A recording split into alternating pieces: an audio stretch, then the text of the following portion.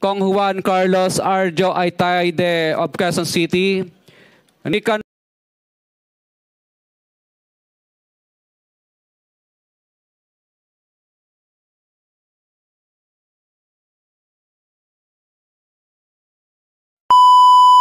May I call on Mrs. Sara Diskaya to please present and read before us your sworn statement. Sorry. Magandang umaga po sa mga kagalang-galang na senators at miyembro ng Blue Ribbon Committee, lalong-lalo na kay Senator Rodante Marcoleta, Chairman ng Blue Ribbon Committee. Ano to, joint statement ng namin mag-asawa. So I will read partial and then my husband will also read the other half of the sworn statement. So kami si Pacifico F. Diskaya II and Cesara Rowena Diskaya, mag-asawang nasa tamang edad, parehong Pilipino.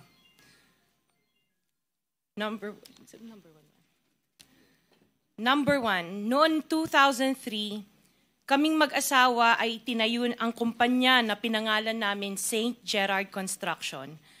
Ipinarehistro namin ito sa DTI, nakakuha ng contractor's license at nagsimula na lumahok sa mga pribadong construction projects.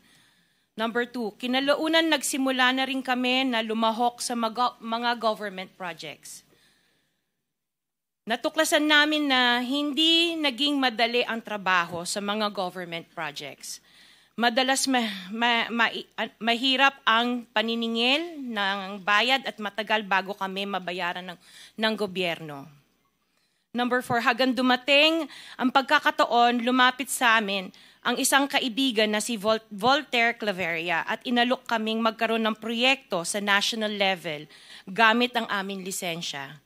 Number 5, ipinakilala niya ang sarili niya na nagtatrabaho para sa isang congressman at nangakong kapag nagbigay kami ng pera ay makakakuha kami ng proyekto.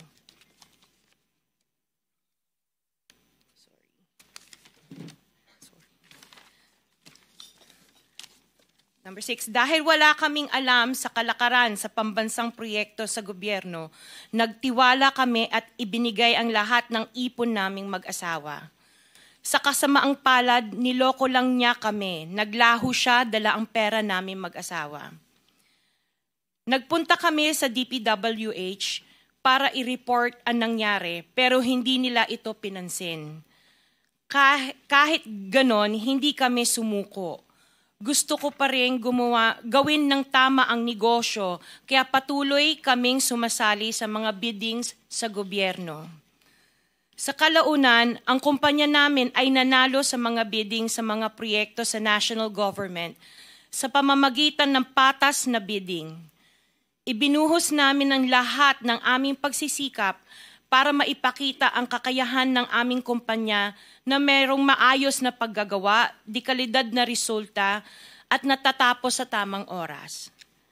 Nagkaroon ng konting tagumpay ang St. Gerard Construction, kaya minabuti namin mag-asawa na mag-expand at bumuo ng ibang kumpanya tulad ng Alpha and Omega General Contractor and Development Corporation. Interjection, Mr. Chair. What is the interjection? Salamat, Mr. Chair. Kailangan ko lang pong umakyat sa office sandali para sa isang pulong, but hopefully pagbalik ay nandito pa rin sina Mr. and Ms. Diskaya dahil meron din po akong mga tanong para sa kanila. Oh yes, Salamat we'll make po, sure Mr. that they Chair. will be here for your questioning. Mr. Chair, point Yes. of order. Bakit hindi na lang tayo bigyan ng kopya ng sworn affidavit imbis na basahin nila niya so we can para himay namin yung kanyang sworn affidavit. We'll make sure that all the in order to members will save be time, given a copy, but the chairman is asking them to read it before us for the record. in order to save time, Mr. President, because we have been here since 9 o'clock. We already spent 2 hours and not even one of the senators have asked questions addressed to the resource persons present. I beg the indulgence of the good senator, but it is for the record this is a sworn statement at from this statement, kailangan dito sila matanong na mabuti. Proceed. Pakibilisan nyo lang para makatipid tayo ng panahon. Ngunit nung nagsimula ang makilala ang St. Gerard Construction, dumating naman ang panibagong pagsubok.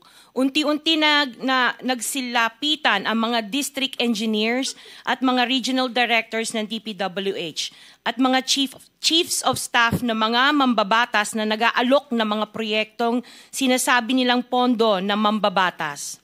Noong una, sinubukan naming labanan ng mga ito sa pamamagitan ng pagre-report sa DPWH at pagpapadyaryo ng mga tiwaling kawani ng gobyerno, subalit hindi sila natitinag sa mga ito. Sabi nila, dapat tanggapin namin ang realidad na dapat kaming magbayad sa mga pambabatas kung gusto po namin magpatuloy na magkaroon ng project sa gobyerno. Kung hindi, binabala nila na matatanggal na sa listahan ang kumpanya namin at hindi na makakakuha ng kahit anong proyekto. Hindi namin ginusto kailanman na mapasama sa ganitong sistema, pero kailangan namin magpatuloy para sa pamilya at mga empleyado namin. Dahil sa aming paglaban sa mga tiwaling bidding, maraming beses naming naranasan na ma-disqualify ng Bids and Awards Committee ng DPWH na hawak na mga mambabatas na nagpondo sa proyekto. Dahil naiipit na ang aming negosyo, lumulubog na kami sa lumalaking utang ng kumpanya at peligro sa buhay ng aming pamilya. Napilitan kaming makisama sa kalakaran kahit labag sa aming kalooban. Magandang umaga po, Mr. Chair at kagalang-galang na senators at miyembro ng Blue Ribbon Committee, lalong-lalo po kay Senator Rodante Marcoleta. Diretso na. Number 15. Sorry po. 16, paulit-ulit kaming ginamit ng mga nasa pwesto sa sistemang ito. Wala kaming magawa dahil kung hindi kami makikisama, gagawa nila ng problema ang project na na-award sa amin sa pamamagitan ng mutual termination o pagkakaroon ng right-of-way problem na parehong nagdudulot ng hindi matuloy ang implementasyon ng mga proyekto. Matapos naming manalo sa mga bidding, may mga opisyal mula sa DPWS ang lumalapit sa amin para humingi at kumuha ng bahagi niya sa halaga ng proyekto. Ang hinihingi nilang porsyento ay hindi bababa sa 10% at umaabot pa sa 25% na naging kondisyon upang hindi maipit ang implementasyon ng kontrata. Ito ay binibigay namin sa kanila ng cash. Ang bawat transaksyon ay may karampatang voucher at ledger na nagsasaad ng mga araw at kung kailan nila ito natanggap. Ilan sa kanila ay sina Terence Calatrava, former Undersecretary of Office of the Presidential Assistant of the Visayas of the Philippines, Kong Roman Romulo of Pasig City, Kong Jojo Ang of Uswag Ilonggo Party List, Congressman Patrick Michael Vargas of Quezon City, Kong Juan Carlos Arjo Aitayde of Quezon City, Nicanor Nicky Briones of Agap Party List, Congressman Marcelino Marcy Teodoro of Marikina, Congressman Florida Robes of San Jose del Monte, Bulacan, Congressman Leandro Jesus Madroño of Romblon, Congressman Benjamin Benji Agarao Jr., Congressman Florencio Gabriel Bemnoel of Anwaray Party List, Kong Leo de Ode Tariela of Occidental Mindoro, Congressman Reynan Arrogancia of Quezon Province, Kong Marvin Rillo of Quezon City, Kong Teodoro Haresco of Aklan, Kong Antonieta Yudela of Zamboanga, Sibugay, Kong Dean Asisio of Caloocan, Kong Marivic Pilar of Quezon City. 21. Mayroon ding mga kinatawan ng ilang politiko na nakikipagtakbo sa amin upang manghingi ng porsyento kapalit ng mga porsyento ng mga proyekto. Ang mga porsyentong ito ay 25% ay ipinipilit sa amin bilang karaniwang kalakaran na wala akong kakainang tanggihan. Ilan sa kanila ay sina Regional Director Eduardo Virgilio of DPWS Region 5, Director Ramon Ariola III of Unified Management UPMO, District Engineer Henry Alcantara, DPWS Bulacan First, Undersecretary Robert Bernardo, District Engineer Aristotle Ramos of DPWH Metro First, Pasig City, District Engineer Manny Bulusan of DPWH North, Manila, Deo, District Engineer Edgardo C. Pingol of DPWH Bulacan, Sabdeo, District Engineer Michael Rosaria of DPWH Quezon Second, Deo. Karamihan sa mga kawani ng DPWH na nabanggit sa itaas ay paulit-ulit na binabanggit ang delivery ng pera ay para sa kay Saldico na dapat at least 25%.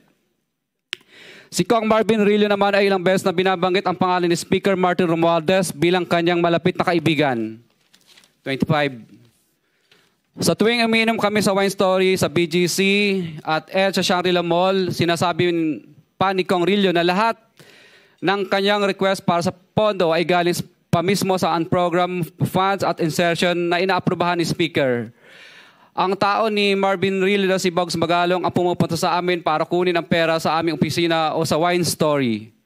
Si Kong Jojo Ang naman, lagi ring binabanggit sa lahat ng project sa kanya ay papondo ni Speaker at ni Saldico. Mataas ang hinihingi sa project, dagdag pa niya, hindi naman lahat ng pera ay para sa kanya, kundi para kay Speaker at kay Saldico. Sa lungsod ng Pasig naman, lumapit sa akin ang DPWH Project Engineer na si Angelita Garucha para kolektahin ang parte ni Kong Roman Romulo sa flood control projects noong 2022. Number 28. Pagdating ng 2025, si District Engineer Aristotle Ramos ang sumunod na nagpakilala na bagman ni Kong Roman Romulo kung saan 30% ang kanyang hiningi ay para kay Kong Roman Romulo. Sinabihan ko kay D.E. Ramos na masyado namang mataas, ngunit sinabi niya na walang magagawa dito dahil pondo ito galing sa unprogrammed funds at insertion galing sa taas. Sa ilang pagkakataon, ang mga politiko na personal na inabutan ng halaga ayon sa hinihingi nilang porsyento mula sa proyekto. Ang pagbabayad na ito ay hindi naman kagustuhan kundi isang hakbang na ginawa namin dahil sa matinding panggigipit. Ilan sa kanila ay sina Kong Antonieta Yudela kasama ang kanyang asawa, Kong Marvin Rillo of Quezon City, Kong Nikki Briones of Aga Party List, Arturo N. Atayde, ama ni Kong Arjo Atayde, Kong Florencio Gabriel Bem Noel of Anwaray Party List, Kong Eliandro Jesus Madroña of Romblon, Kong Benjamin Benji Agarao Jr. Bagamat naging matinding pagsubok ang kabawasan ng pondo na nakalaan sa proyekto, pilit at matapat naming sinusunod ang bawat espesifikasyon na nakasaad sa Program of Works na nakasaad sa proyekto ng DPWH. Nakakasiguro kami na nagawa namin ng maayos at matapat ang bahagi o phase ng proyekto na na-award sa amin. Sa katunayan, hindi kami mababayaran ng DPWH kung hindi ito dumaan at pumasa sa maraming material testing na naaayon sa design ng DPWH. Ina-assess at ini-inspect ng DPWH ang bawat proyekto base sa natapos na parte o accomplishment. Napilitan kami na i-absorb ang kabawasan na ito na nagdudulot ng maliit na kita o pagkalugi sa ilang projects. Para makabawi, dinadamihan na lang namin ang partisipasyon sa mga projects. Taliwas sa mga lumalabas na may mga impormasyon sa publiko, hindi kailanman kami gumawa ng ghost projects. At masugid kami nag-i-inspect sa lahat ng aming mga natapos na projects. Handa po kaming tumistigo ng walang pilit at kusang loob bilang state witness at sabihin ang lahat ng nangyayaring katiwalaan ng Kamara, DPWH at iba pang mga kawani ng gobyerno upang gawin ang tama. Kami ay lubos na humihingi ng tulong sa Senate Blue Ribbon Committee na pinamumunuan ng buting Chairman Senator Dante Marcoleta at kay President Bongbong Marcos para sa proteksyon at seguridad ng aming pamilya. Ang salaysay na ito ay kusang loob naming ginawa at walang sino mang pumilit na gawin ito. Sa katotohanan ng lahat ay nilagdaan namin ang salaysay na ito ng kusang loob at walang pumipilit. Sign, Pacifico of Vizcaya, nagsasalaysay. Notaryado po.